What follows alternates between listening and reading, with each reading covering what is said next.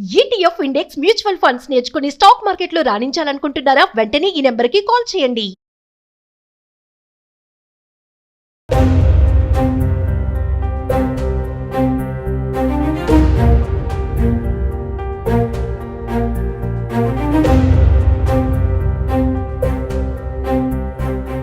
ప్రపంచ సంపన్న దేశమైన అమెరికా కష్టాల్లో ఉంది. అక్కడ పారిశ్రామిక రంగం గడ్డు పరిస్థితులను ఎదుర్కొంటోంది.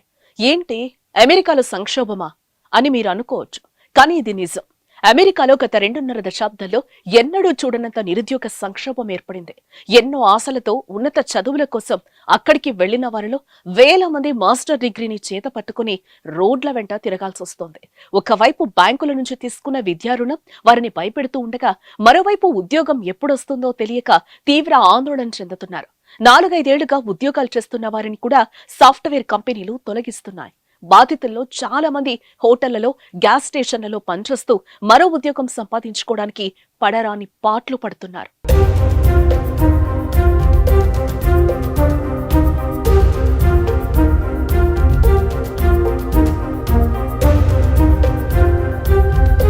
అమెరికాలోని సాఫ్ట్వేర్ కంపెనీలో అధిక వేతనాలతో కూడిన ఉద్యోగాలు లభిస్తాయనే నమ్మకంతో మన దేశం నుంచి ప్రతి ఏడాది విద్యార్థులు అక్కడికి వెళ్తూ ఉంటారు. ఇలా 2022-23 సంవత్సరంలో దాదాపు 2 లక్షల మంది వెళ్లారు.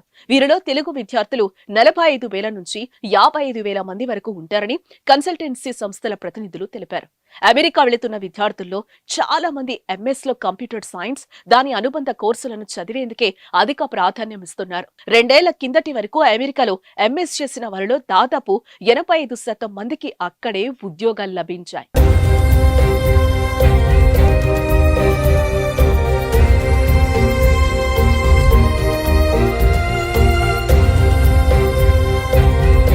కోవిడ్ ప్రభావం 2020 సంవత్సరంలో మొదలై ఏడాదిన్నరకు పైగా కొనసాగింది.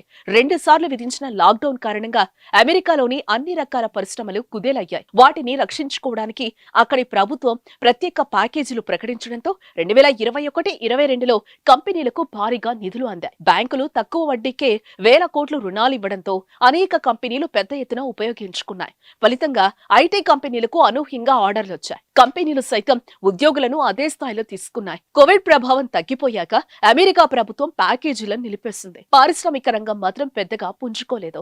లాక్డౌన్ సమయంలో వివిధ సంస్థలు వ్యక్తులకిచ్చిన రుణాలు తిరిగి వసూలు కాకపోవడంతో బ్యాంకులు కూడా ఆర్థిక ఇబ్బందులు ఎదుర్కొన్నాయి. దీంతో అవి రుణాలివ్వడం ఆపేశాయి.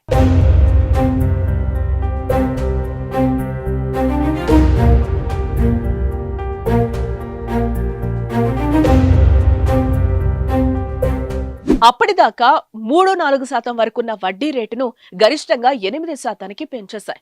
అమెరికా చరిత్రలో వడ్డీ రేట్లు ఎప్పుడూ ఇంత ఎక్కువగా లేవని ఆ దేశస్థులు చెప్తున్నారు. దీని ప్రభావం పారిశ్రామిక రంగంపై గట్టిగా పడింది. ఈ నేపథ్యంలో ఐటీ కంపెనీలకు ఒక్కసారిగా ఆర్డర్లు తగ్గిపోయాయి. చేయాల్సిన పని కంటే మానవ వనరుల సంఖ్య అధికంగా ఉండడంతో ఐటీ కంపెనీలు కోవిడ్ సమయంలో చేర్చుకున్న ఉద్యోగులను 2023 మార్చి నుంచి తొలగించడం మొదలుపెట్టాయి. అధిక జీతాలు పొందుతున్న ఉన్నత ఉద్యోగులను భారీగా తొలగించాయి.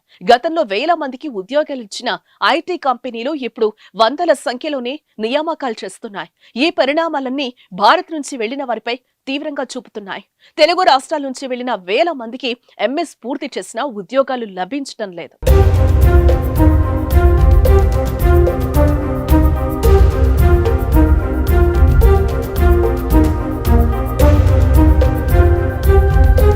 అమెరికాలోని నిబంధనల ప్రకారం ఆ దేశంలో ఎంఎస్ పూర్తి చేసిన వెంటనే సంబంధిత యూనివర్సిటీ విద్యార్థి పేరిట OPT I-20 optional practical training ని విడుదల చేస్తుంది. ఇది వచ్చిన నెల రోజుల్లోనే ఎంప్లాయ్మెంట్ ఆథరైజేషన్ డాక్యుమెంట్ కి దరఖాస్తు చేయాలి.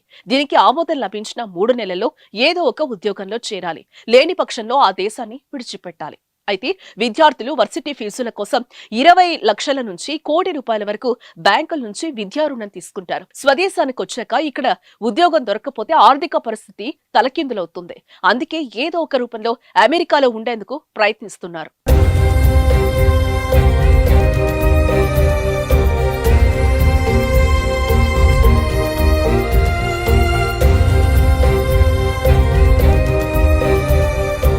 అయితే కొందరు ఎంఎస్ పూర్తి కాకుండా ఉండటానికి 1-2 సబ్జెక్టులను అలానే వదిలేస్తున్నారు. మరికొందరు యూనివర్సిటీ ప్రొఫెసర్ల దగ్గరే రీసెర్చ్ సహాయకులుగా చేరుతున్నారు. దీనికి ఎలాంటి జీతం ఉండదు. అయితే ప్రొఫెసర్ ఇచ్చే పత్రంతో ఏడాది పాటు అమెరికాలోనే ఉండొచ్చు. ఇంకొందరు కన్సల్టెంట్లను సంప్రదించి ఎక్కడో ఒక చోట పనిచేస్తున్నట్లుగా ధృవపత్రం తెచ్చుకుంటున్నారు. సమస్య ఇంతలా వేధిస్తున్నా ఏటా అక్కడికి వెళ్లే వారి సంఖ్య మాత్రం తగ్గకపోవటం గమనార్హం. వచ్చే నవంబర్లో అమెరికా అధ్యక్ష ఎన్నికలు జరగబోతున్నాయి. బైడెన్, డొనాల్డ్ ట్రంప్ పోటీ పడే అవకాశం ఉంది. కొత్త ప్రభుత్వం వచ్చాక పారిశ్రామిక రంగానికి తోడ్పాటు ఇస్తేనే పరిస్థితిలో మార్పు వస్తుందని నిపుణులు అభిప్రాయపడుతున్నారు. గతంలో ట్రంప్ ఇలాంటి తోడ్పాటు ఇచ్చారని, ఎన్నికల్లో ఆయన గెలిస్తే పారిశ్రామిక రంగానికి మరోసారి చేయూతనిస్తారన్న ఆశాభావం వ్యక్తమవుతోంది. మరి రానున్న అమెరికా అధ్యక్ష ఎన్నికల తర్వాత ఏమన్నా మార్పు ఉంటుందేమో వేచి చూడాల్సిందే.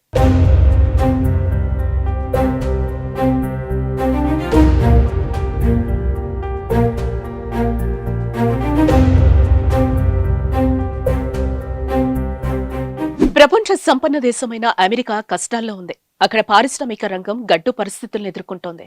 ఏంటి, అమెరికాలో సంక్షోభమా అని మీరు అనుకోవచ్చు. కానీ ఇది నిజం.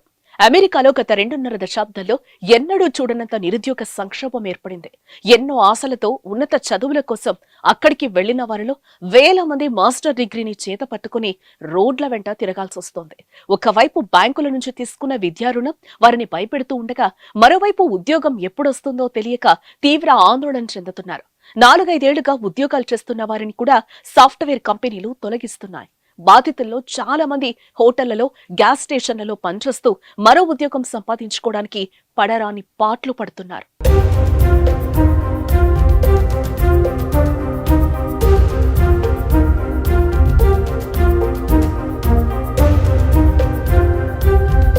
అమెరికాలోని సాఫ్ట్వేర్ కంపెనీలో అధిక వేతనాలతో కూడిన ఉద్యోగాలు లభిస్తాయనే నమ్మకంతో మన దేశం నుంచి ప్రతి ఏడాది విద్యార్థులు అక్కడికి వెళ్తూ ఉంటారు. ఇలా 2022-23 సంవత్సరంలో దాదాపు 2 లక్షల మంది వెళ్లారు. వీరిలో తెలుగు విద్యార్థులు 45,000 నుంచి 55,000 మంది వరకు ఉంటారని కన్సల్టెన్సీ సంస్థల ప్రతినిధులు తెలిపారు. అమెరికా వెళుతున్న విద్యార్థుల్లో చాలా మంది ఎంఎస్ లో కంప్యూటర్ సైన్స్, దాని అనుబంధ కోర్సులను చదివేందుకే అధిక ప్రాధాన్యం ఇస్తున్నారు. 2 ఏళ్ల కిందటి వరకు అమెరికాలో ఎంఎస్ చేసిన వారిలో దాదాపు 85% మందికి అక్కడే ఉద్యోగాలు లభించాయి.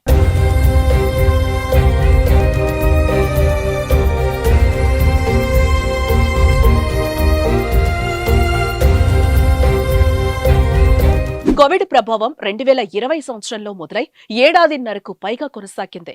2 సార్లు విధించిన లాక్డౌన్ కారణంగా అమెరికాలోని అన్ని రకాల పరిశ్రమలు కుదేలయ్యాయి. వాటిని రక్షించుకోవడానికి అక్కడి ప్రభుత్వం ప్రత్యేక ప్యాకేజీలు ప్రకటించడంతో 2021-22లో కంపెనీలకు భారీగా నిధులు అందాయి. బ్యాంకులు తక్కువ వడ్డీకే వేల కోట్లు రుణాలు ఇవ్వడంతో అనేక కంపెనీలు పెద్ద ఎత్తున ఉపయోగించుకున్నాయి. ఫలితంగా ఐటీ కంపెనీలకు అనూహ్యంగా ఆర్డర్లు వచ్చాయి. కంపెనీలు సైతం ఉద్యోగులను అదే స్థాయిలో తీసుకున్నాయి. కోవిడ్ ప్రభావం తగ్గిపోయాక అమెరికా ప్రభుత్వం ప్యాకేజీలను నిలిపేసింది. పారిశ్రామిక రంగం మాత్రం పెద్దగా పుంజుకోలేదు. లాక్డౌన్ సమయంలో వివిధ సంస్థలు వ్యక్తులకిచ్చిన రుణాలు తిరిగి వసూలు కాకపోవడంతో బ్యాంకులు కూడా ఆర్థిక ఇబ్బందులు ఎదుర్కొన్నాయి. దీంతో అవి రుణాలివ్వడం ఆపేశాయి.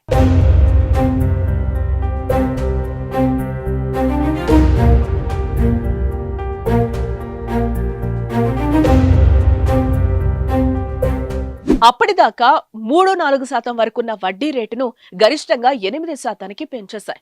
అమెరికా చరిత్రలో వడ్డీ రేట్లు ఎప్పుడూ ఇంత ఎక్కువగా లేవని ఆ దేశస్థులు చెప్తున్నారు. దీని ప్రభావం పారిశ్రామిక రంగంపై గట్టిగా పడింది.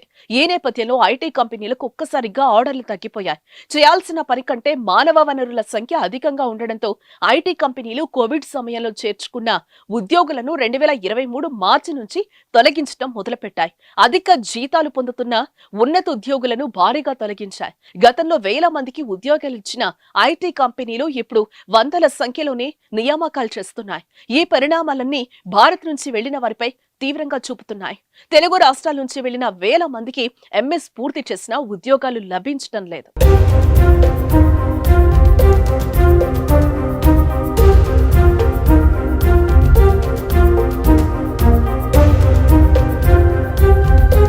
అమెరికాలోని నిబంధనల ప్రకారం ఆ దేశంలో ఎంఎస్ పూర్తి చేసిన వెంటనే సంబంధిత యూనివర్సిటీ విద్యార్థి పేరిట OPT I-20 optional practical training ని విడుదల చేస్తుంది.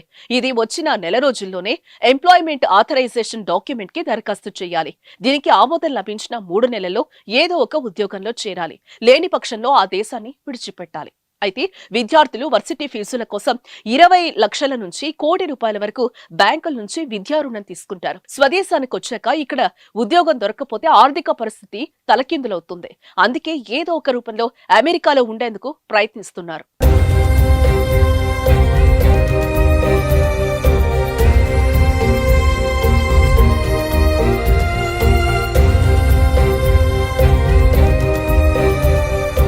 అయితే కొందరు ఎంఎస్ పూర్తి కాకుండా ఉండటానికి 1-2 సబ్జెక్టులను అలానే వదిలేస్తున్నారు.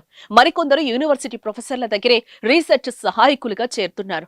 దీనికి ఎలాంటి జీతం ఉండదు. అయితే ప్రొఫెసర్ ఇచ్చే పత్రంతో ఏడాది పాటు అమెరికాలోనే ఉండొచ్చు. ఇంకొందరు కన్సల్టెంట్లను సంప్రదించి ఎక్కడో ఒక చోట పనిచేస్తున్నట్లుగా ధృవపత్రం తెచ్చుకుంటున్నారు. సమస్య ఇంతలా వేధిస్తున్నా ఏటా అక్కడికి వెళ్లే వారి సంఖ్య మాత్రం తగ్గకపోవటం గమనార్హం. వచ్చే నవంబర్లో అమెరికా అధ్యక్ష ఎన్నికలు జరగబోతున్నాయి. బైడెన్, డొనాల్డ్ ట్రంప్ పోటీ పడే అవకాశం ఉంది. కొత్త ప్రభుత్వం వచ్చాక పారిశ్రామిక రంగానికి తోడ్పాటు ఇస్తేనే పరిస్థితిలో మార్పు వస్తుందని నిపుణులు అభిప్రాయపడుతున్నారు. గతంలో ట్రంప్ ఇలాంటి తోడ్పాటు ఇచ్చారని, ఎన్నికల్లో ఆయన గెలిస్తే పారిశ్రామిక రంగానికి మరోసారి చేయూతనిస్తారన్న ఆశాభావం వ్యక్తమవుతుంది. మరి రానున్న అమెరికా అధ్యక్ష ఎన్నికల తర్వాత ఏమన్నా మార్పు ఉంటుందేమో వేచి చూడాల్సిందే.